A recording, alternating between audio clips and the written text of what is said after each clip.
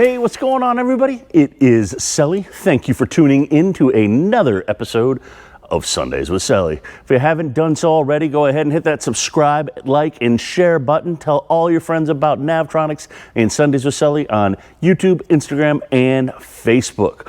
What are we talking about today, guys? Today we are talking about light bars. As you can see, we're on this Southport out in the shop right now, and we are seeing more and more and more boats deciding to go with light bars.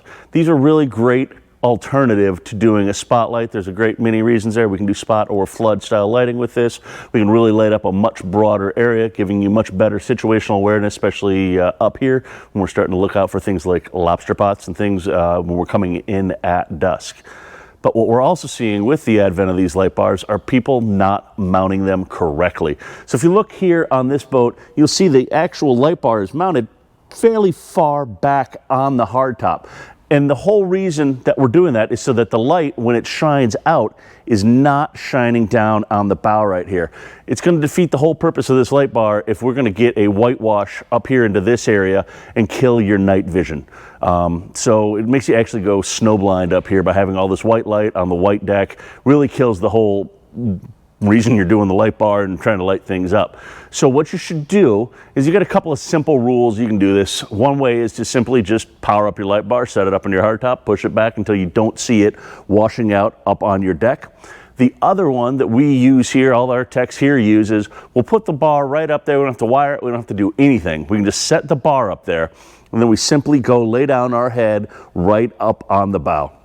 If I can lay my head down there and look up and see any portion of the lighted section of that light bar, it's going to light up a portion of my deck. So we want to make sure that it doesn't do that. So we kind of keep pushing it back and get everything lined up just right so that we're lighting up just in front of the boat, but we're not lighting up the boat itself. Because again, let's not kill our night vision. I think, was it like 15 or 30 minutes or 45 minutes or something to get full night vision back.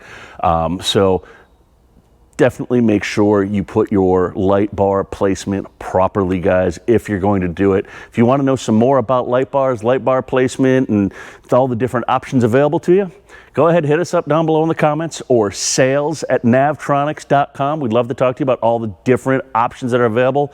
And trust me, there are a ton of options available to you, from the big, full width, 56-inch double bars to the nice slim low profile single row bars.